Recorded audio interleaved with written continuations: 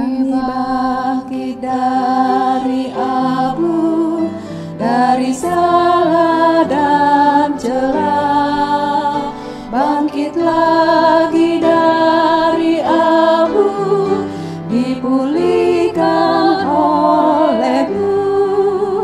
Jerit tangis kami Tuhan, telah Kau perhatikan. Hati yang remuk Kau bentuk jadi hati yang baru. Kami bangkit dari abu dengan kuat kuasa-Mu, bangkit dari kegagalan, menatap hari depan. Walau banyaklah rintangan dan bahaya mengancam, penyertaan-Mu menopang, membuat kami tenang. Hamba-Mu-lah ya Tuhan, hidup kami abdikan. Yang rapuh bagaikan abu, jadi alat kasih-Mu. Terangilah jalan kami, langkah kami tuntunlah di kaki salib-Mu Tuhan, kami pasrah berserah.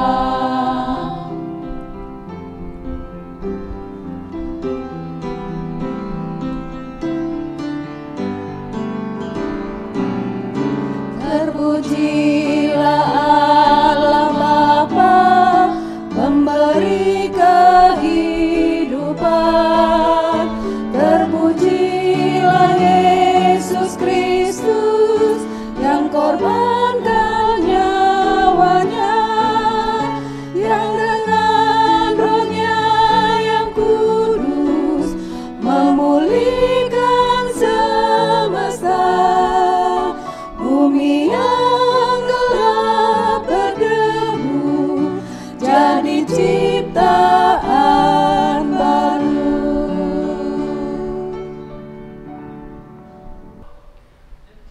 Umat yang dikasihi Tuhan, hari ini kita menyanyi dengan penuh syukur. Sebab inilah harinya kita dibebaskan dari keraguan dan ketakutan. Haleluya. Kita diangkat dari kegelapan, kita dipulihkan dari keputusasaan. Kristus bangkit, soraklah. Haleluya.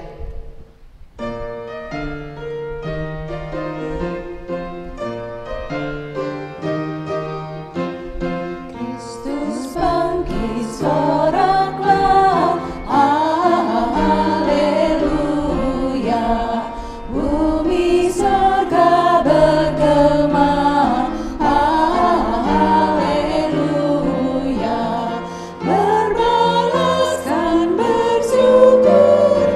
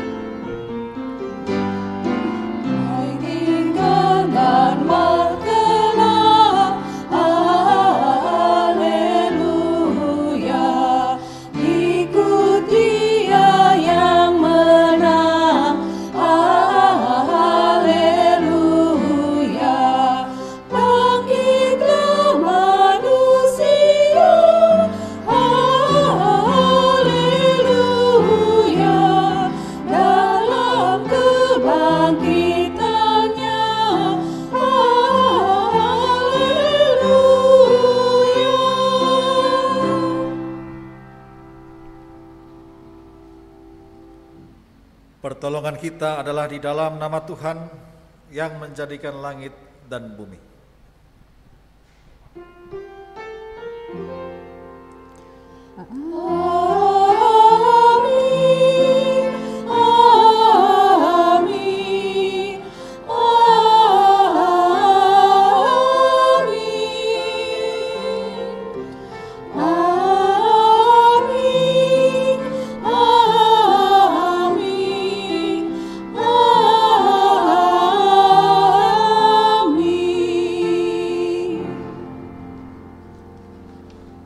Tuhan beserta saudara. Dan beserta saudara juga. Haleluya, Kristus telah bangkit. Sungguh Ia telah bangkit. Haleluya. Ia telah memberi kita harapan dan hidup baru. Ia telah membangkitkan Yesus dari maut. Haleluya, Kristus telah bangkit. Terpujilah Allah Bapa yang telah membangkitkan anaknya, Yesus Kristus. Ia telah membawa kita keluar dari kegelapan dan ketakutan. Haleluya, Kristus telah bangkit. Ia telah menang atas maut dan membarui kehidupan. Ia telah memulihkan semua ciptaan. Ia telah menjadikan kita terang bagi dunia. Haleluya, Kristus telah bangkit.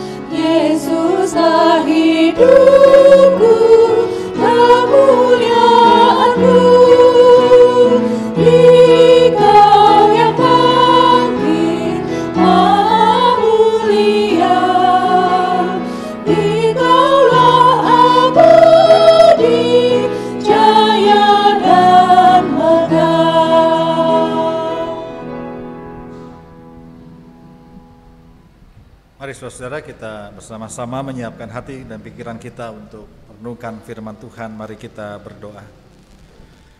Bapa, kami bersyukur pada pagi hari ini kami boleh kembali beribadah di dalam ibadah Paskah ini. Kami mau sejenak menyediakan hati pikiran kami untuk kembali menggumuli firman-Mu yang sebentar mau kami dengar dan kami renungkan.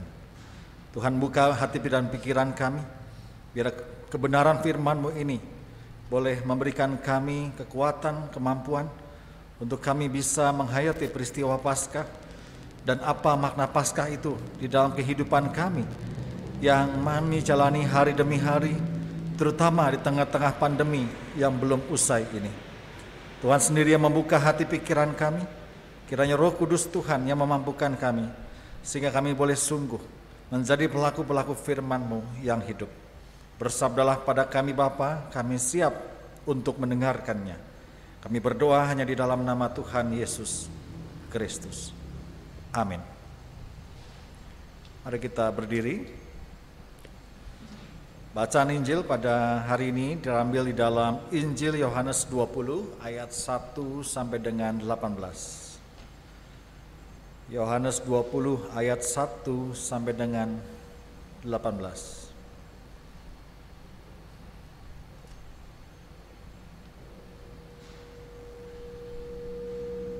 Pada hari pertama minggu itu, pagi-pagi benar ketika hari masih gelap, pergilah Maria Magdalena ke kubur itu dan ia melihat bahwa batu telah diambil dari kubur. Ia berlari-lari mendapatkan Simon Petrus dan murid yang lain yang dikasihi Yesus dan berkata kepada mereka, "Tuhan telah diambil orang dari kuburnya dan kami tidak tahu di mana ia diletakkan." Maka berangkatlah Petrus dan murid yang lain itu ke kubur. Keduanya berlari bersama-sama, tetapi murid yang lain itu berlari lebih cepat daripada Petrus, sehingga lebih dahulu sampai di kubur.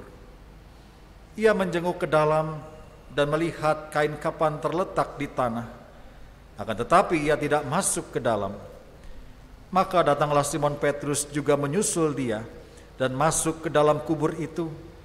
Ia melihat kain kapan terletak di tanah, sedang kain peluh yang tadinya ada di kepala Yesus tidak terletak dekat kain kapan itu, tetapi agak di samping di tempat yang lain dan sudah tergulung. Maka masuklah juga murid yang lain yang lebih dahulu sampai di kubur itu dan ia melihatnya dan percaya. Sebab selama itu mereka belum mengerti isi kitab suci yang mengatakan bahwa ia harus bangkit dari antara orang mati. Lalu pulanglah kedua murid itu ke rumah. Tetapi Maria berdiri dekat kubur itu dan menangis.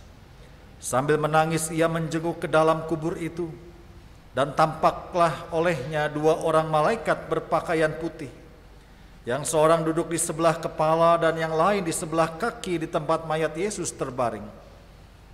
Kata malaikat-malaikat itu kepadanya, "Ibu, mengapa engkau menangis?" Jawab Maria kepada mereka, "Tuhanku telah diambil orang, dan aku tidak tahu di mana ia diletakkan." Sesudah berkata demikian, ia menoleh ke belakang dan melihat Yesus berdiri di situ, tetapi ia tidak tahu bahwa itu adalah Yesus. Kata Yesus kepadanya, "Ibu, mengapa engkau menangis? Siapakah yang kau cari?" Maria menyangka orang itu adalah penunggu taman, lalu berkata kepadanya, "Tuhan, jikalau Tuhan yang mengambil dia, katakanlah kepadaku, di mana Tuhan meletakkan dia, supaya aku dapat mengambilnya." Kata Yesus kepadanya, "Maria." Maria berpaling dan berkata kepadanya dalam bahasa Ibrani, "Rabuni," artinya guru.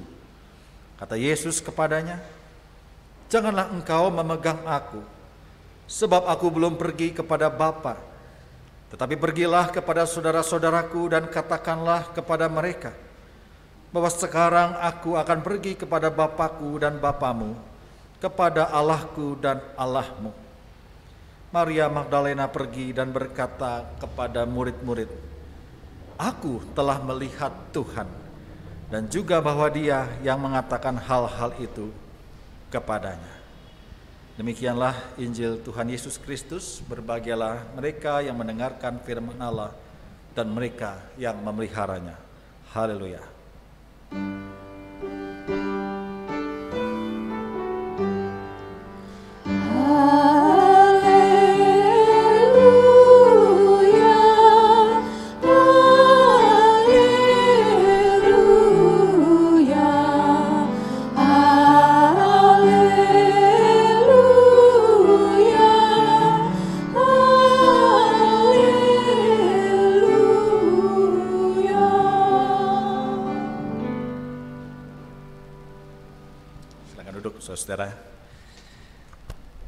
Jemaat yang dikasihi oleh Tuhan, Kitab Kidung Agung 8 ayat 6 mengatakan cinta kuat seperti maut. Nyalanya adalah nyala api. Air yang banyak tidak dapat memadamkan cinta. Pasti kita hafal ya ayat ini, saudara. Ayat ini sering dipakai untuk pemberkatan pernikahan, sering dituliskan di dalam undangan-undangan pernikahan, ya, yang mengungkapkan bahwa cinta itu punya energi yang dahsyat, cinta itu punya energi yang tiada habisnya. Dan kalau kita mau lihat lebih jauh, saudara, ternyata cinta pun juga punya sisi egosentris yang kuat. Apa sisi egosentris dari cinta itu? Paling gampang perhatikan orang yang sedang jatuh cinta. Ya. Orang yang sedang jatuh cinta pasti dia dapat melakukan apa saja buat kekasihnya, dan tentu dia juga menuntut agar sang kekasih itu tidak membagi cintanya dengan orang lain. Dia ingin memiliki kekasihnya itu sendiri, dan dia ingin menahan cinta kasih itu untuk dirinya sendiri. Egosentris. Bahkan saudara, ada kisah-kisah yang sulit dipahami dan mungkin tidak masuk akal dari sisi egosentris cinta. Sebut saja ada seorang bernama Linda Chase. Linda Chase ini tidak mau melepas suaminya yang sudah meninggal, sehingga dia membalsam jasad sang suami, lalu hidup bersama selama 2 tahun, sampai dengan polisi menemukan jasadnya itu. Saya bayangkan ya Bapak Ibu ya, mengerikan, hidup dengan mayat, tapi karena cintanya itu, saudara. Begitu juga di kisah lain ada seorang laki bernama Lee. Lee ini asal Vietnam.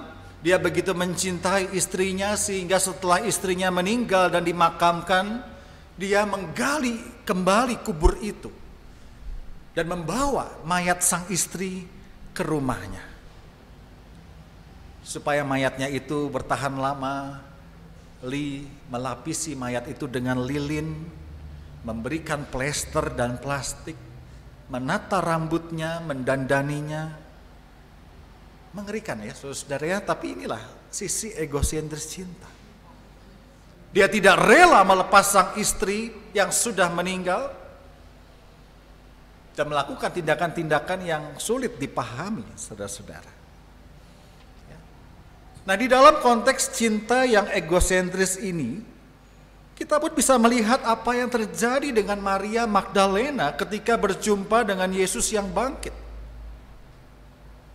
Jelas Maria Magdalena bukanlah istri atau kekasih Yesus. Tapi Injil Yohanes mengungkapkan bahwa ketika Yesus menampakkan diri kepada Maria Magdalena, Maria ingin terus memegang erat Yesus.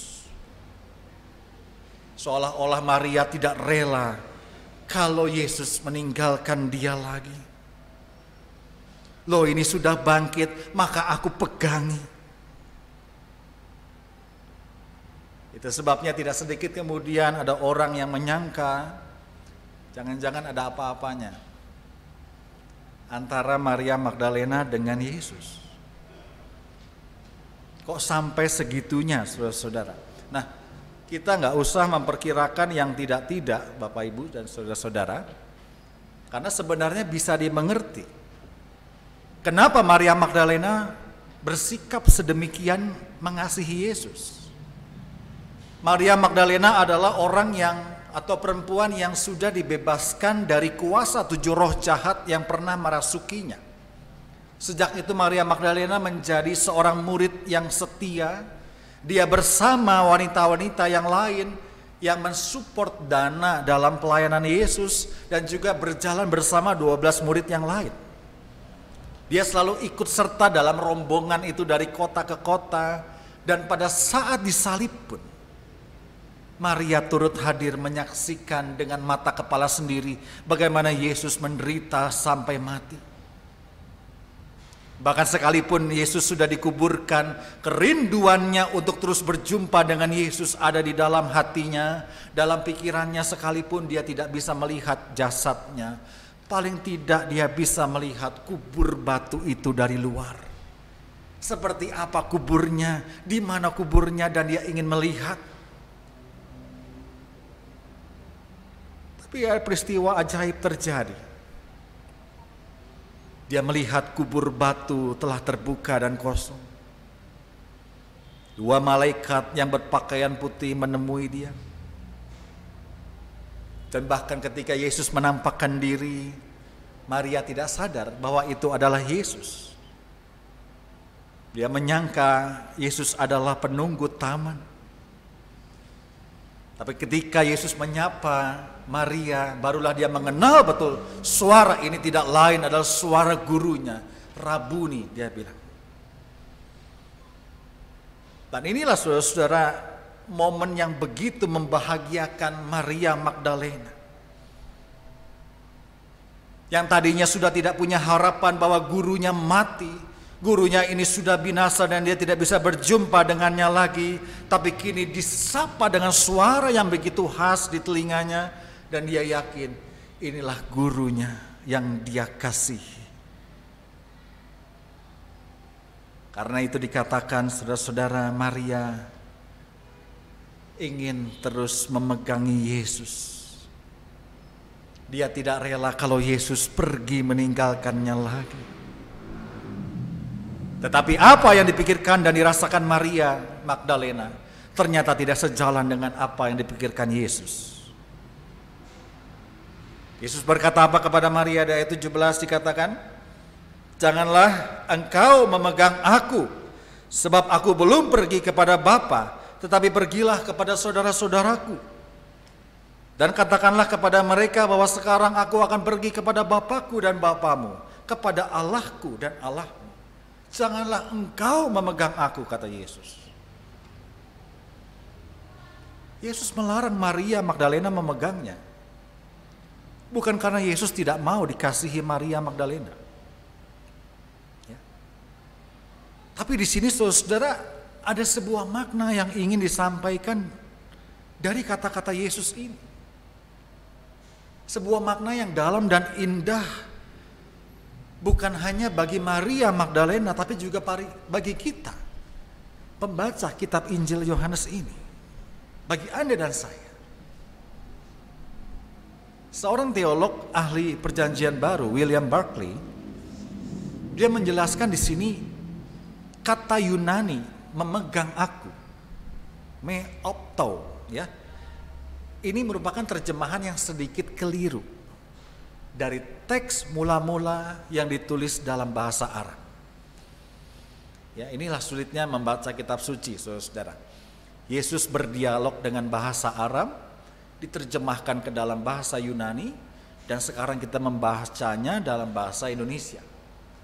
Ya, kenapa kadang suka sulit untuk melihat makna sebenarnya? Karena ini terjadi banyak terjemahan-terjemahan, saudara.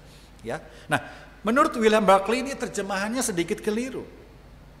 Ya, karena itu Barclay mengusulkan bahwa sebenarnya yang dikatakan Yesus adalah jangan membuang-buang waktu aku. Jangan membuang-buang waktu terlalu banyak. Karena engkau terus memegang aku, karena engkau terus ada di sini melihat aku yang bangkit. Ya. Jadi maknanya dalam sebenarnya. Jangan lama-lama memegangi aku, tetapi sekarang pergilah. Beritakanlah kabar baik ini kepada murid-murid yang lain. Nah, jadi saudara, ketika kita memahami dialog ini dalam konteks bahasa Aram tadi, ya, kita bisa mengerti bahwa ketika Maria tidak ingin melepaskan Yesus, dia terus pegangi Yesus, dia terus menggandoli Yesus begitu, ya. Dan logikanya kalau ini berlangsung lama atau terus menerus, Maria memegangi, menggandoli Yesus, tidak ada gunanya. Ini buang-buang waktu percuma dan tidak ada gunanya. Karena yang penting sekarang menurut Yesus adalah pergilah, beritakanlah ini, ceritakan ini kepada murid yang lain. Itu yang lebih penting. Dan disinilah saudara-saudara kita melihat terjadi pemulihan dalam diri Maria Magdalena. Energi cinta yang tadinya bersifat egosentris dalam diri Maria, karena dia merasa bahwa dia sudah diselamatkan, dia sudah dipulihkan, dia ingin menjadi pengikut yang setia. Tapi energi cinta yang egosentris itu diubahkan menjadi pemberitaan kabar baik kepada banyak orang. Sehingga Maria akhirnya bisa melepaskan genggamannya kepada Yesus. Dia segera berlari memberitakan kabar itu kepada murid-murid yang lain. Dan menarik saudara-saudara, di dalam Yohanes 20 ini, kalau di awal dikatakan Maria Magdalena mengatakan kepada murid-muridnya, Tuhanku telah diambil orang. Tapi di akhir bacaan ditutup dengan kalimat, aku telah melihat Tuhan. Ya, ini dua kalimat yang kontras. Di awal dia berkata, Tuhanku telah diambil orang. Tapi di akhir perikop kita melihat, dia berkata kepada murid-murid yang lain, aku telah melihat Tuhan. Saudara, peristiwa ini bukan hanya memulihkan hati Maria Magdalena, tapi juga memulihkan hati para murid yang lain. Peristiwa kebangkitan Yesus memulihkan hidup mereka. Mereka bukan lagi menjadi murid-murid yang berduka dan tanpa pengharapan, tapi mereka dipulihkan menjadi murid-murid yang bersukacita dan penuh pengharapan. Nah, saudara-saudara, kalau kita renungkan, bukankah ini relevan dengan situasi kita sekarang? Sampai hari ini kita masih berhadapan dengan situasi yang sama. Seluruh warga dunia berhadapan dengan situasi yang sama, hidup di bawah bayang-bayang pandemi COVID-19. Ini Paskah yang kedua ya Bapak Ibu sekalian. Paskah yang kedua dalam suasana pandemi yang belum berakhir. Tahun lalu kita juga merayakan Paskah dalam situasi yang sama. Sekarang pun sama. Oke lah, sudah ada vaksin, tapi bukankah krisis yang terjadi di semua sektor masih begitu terasa? Banyak orang mempersalahkan keadaan. Banyak orang ada yang gemar menebar ketakutan dengan berita bohong. Ada orang-orang yang menjadi apatis sebab tidak mengerti apa yang harus diperbuat. Pandemi ini merampas sukacita bagi banyak orang. Pandemi ini merampas damai sejahtera dari hati kita. Bukankah berita-berita yang kita lihat lebih banyak berita yang beraroma negatif? Penolakan terhadap jenazah yang akan dikuburkan katanya. Ketakutan-ketakutan, berbagai berita hoax yang menyesatkan. Banyak orang merasa hidup seperti di penjara. Anak-anak kita merasa jenuh dengan sekolah daring. Pengajar-pengajarnya pun merasa jenuh dan kelelahan. Para pekerja, ibu rumah tangga, banyak orang merasa kesepian. Banyak dunia usaha benar-benar tumbang dan terpuruk akibat pandemi ini. Tapi saudara-saudara, kita semua, Anda dan saya, diingatkan hari ini. Kebangkitan Kristus atau Paskah adalah inti iman orang percaya. Tanpa Paskah, iman orang percaya akan sia-sia. Paulus pernah mengatakan di dalam 1 Korintus 15 ayat 4, andai kata Kristus tidak dibangkitkan, maka sia-sialah segala pemberitaan kami, dan sia-sia jugalah kepercayaan kamu. Maka dari itu, iman kepada Yesus yang bangkit harusnya membawa perubahan yang nyata. Seperti yang dialami Maria Magdalena. Kesedihan berubah menjadi kegembiraan, keraguan berubah menjadi optimisme, putus asa berubah menjadi penuh harapan, patah semangat berubah menjadi semangat yang menyala-nyala.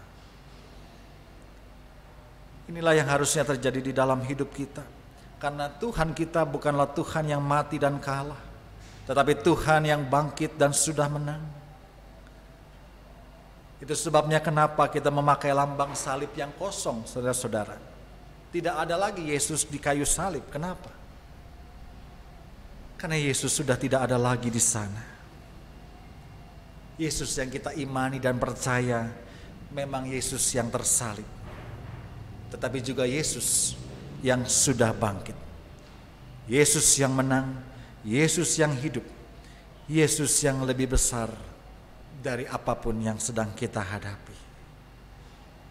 Mari saudara, kita alami kuasa kebangkitan Tuhan Yesus.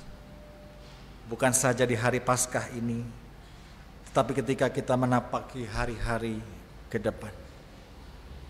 Yakinlah saudara-saudara bahwa apa yang kita alami juga menjadi proses kehidupan kita yang makin terus mendewasakan kita, yang terus membentuk kita untuk menjadi orang-orang yang peka kepada kuasa Allah dan kuasa kebangkitannya. Selamat Paskah, Tuhan Yesus memberkati kita semua. Amin.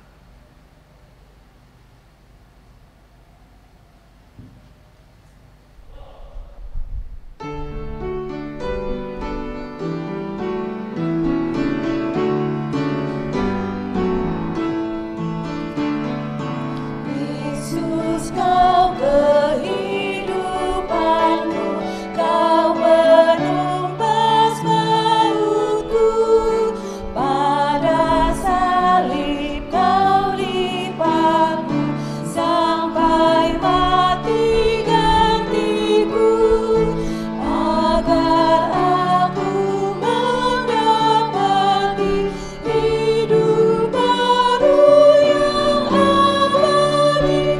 Syukur hati tak henti, kepadamu ku beri.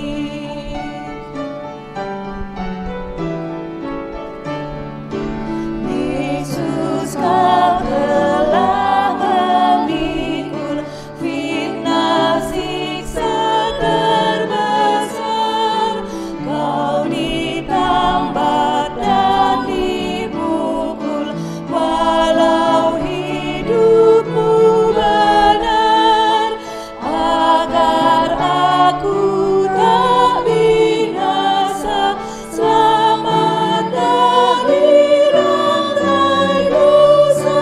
Syukur hati tak henti, kepadamu ku beri.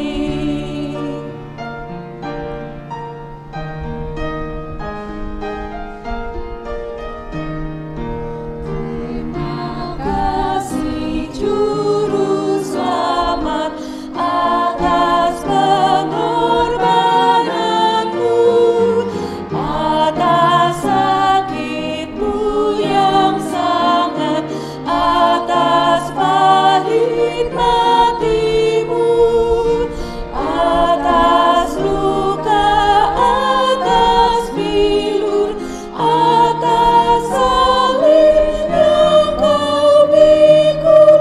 Syukur hati tak henti, kepadamu ku beri.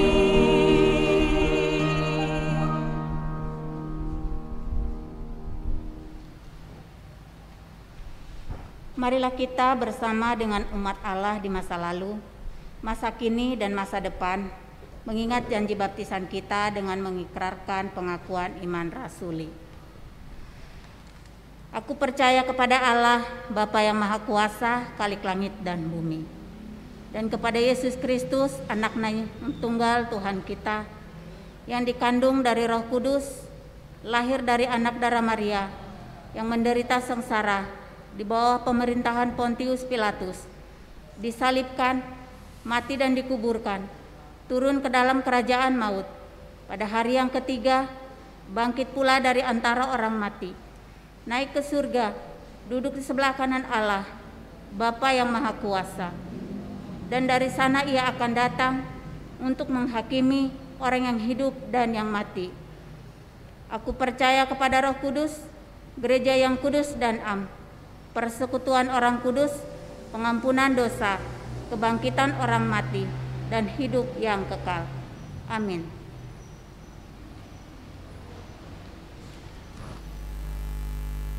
Mari saudara kita bersama-sama menaikkan doa syafaat kita berdoa. Kami bersyukur Bapa, pada Paskah subuh ini kami boleh kembali mengenang peristiwa kebangkitan Tuhan Yesus. Peristiwa yang mengubah ketakutan, kecemasan, kekhawatiran menjadi keberanian dan pengharapan untuk mewartakan kasih dan kabar baik Tuhan. Itu sebabnya Tuhan, keberanian itu, pemulihan itu kiranya juga ada di dalam hati kami masing-masing. Kami sebagai umat-Mu yang masih diliputi dengan kecemasan, kekhawatiran akibat masa-masa pandemi ini yang belum usai. Dan biarlah segala kecemasan itu boleh dipulihkan menjadi keberanian kami, kemampuan kami untuk meyakini bahwa pertolongan Tuhan selalu hadir dan selalu tepat pada waktunya. Kami sadar sebagai manusia kami lemah dan tak berdaya Bapa. Kami begitu rapuh, kami begitu mudah digoyahkan oleh keadaan zaman dan tantangan zaman. Tapi kami juga yakin Bapa bahwa dengan Paskah ini kuasa kebangkitan Kristus melebihi dari segala apa yang kami takuti. Bapa, pada saat ini kami juga saling mendoakan. Kami masih teringat mereka yang sedang berjuang untuk berhadapan dengan segala sakit penyakit. Tuhan bersama-sama dengan mereka, menemani, menjumpai mereka dalam setiap keluhan dan kelemahan mereka. Dan biarlah kekuatan dari Tuhan melalui para dokter dan obat-obatan yang diberikan boleh menjadikan mereka mengalami pemulihan.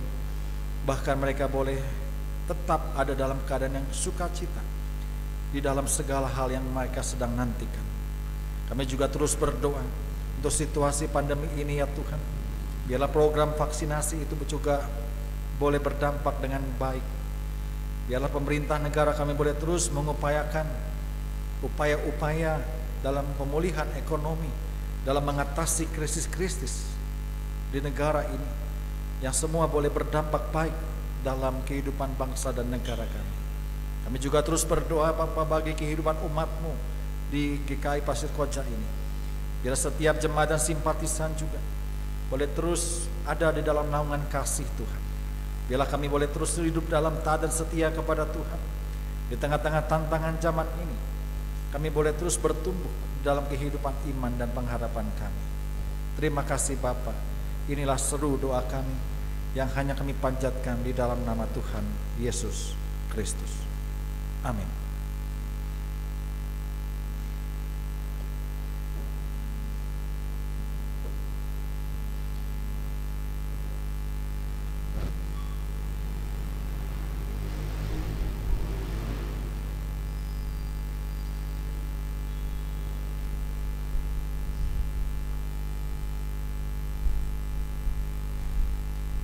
Mari Bapak Ibu kita masuk dalam pelayanan persembahan. Jemaat Tuhan, marilah kita mensyukuri penyertaan Tuhan seperti firman Tuhan dalam Efesus pasal 1 ayat 3. Terpujilah Allah dan Bapa Tuhan kita Yesus Kristus, yang dalam Kristus telah mengaruniakan kepada kita segala berkat rohani di dalam surga. Saudara-saudara dapat memberikan persembahan dengan mentransfer ke rekening Bank BCA atas nama GKI Terusan Pasir Koja, atau persembahan saudara juga dapat dikumpulkan di amplop untuk kemudian dibawa ke gereja pada saat saudara bisa kembali beribadah di gedung gereja.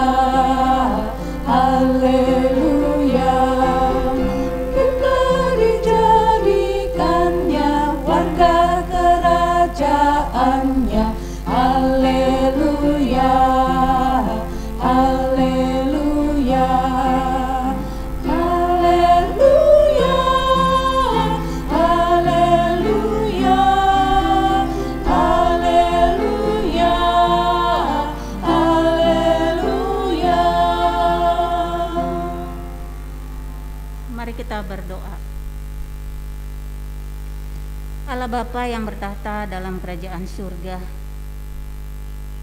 puji dan syukur kami ucapkan kepadamu Bapa atas segala berkat kasih karuniamu kepada kami umatmu di tempat ini.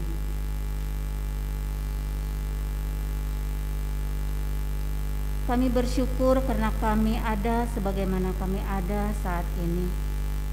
Oleh karena itu Tuhan, kami pun mau memberikan persembahan sebagai ungkapan syukur dan terima kasih kami kepadamu. Berkatilah persembahan kami ini Tuhan, dan berilah hikmat kepada kami untuk mempergunakan persembahan ini dengan sebaik-baiknya, untuk mendukung segala kegiatan pelayanan kami di tempat ini. Di dalam nama Tuhan kami Yesus Kristus kami berdoa dan bersyukur. Amin. Saudara-saudara, pergilah dalam damai sejahtera, dalam keberanian untuk melakukan pembaruan. Sebab kebangkitannya memulihkan kita semua. Dengar dan ikuti suaranya yang lembut dan mesra, memanggil kita untuk berjalan bersamanya di dalam kemenangannya.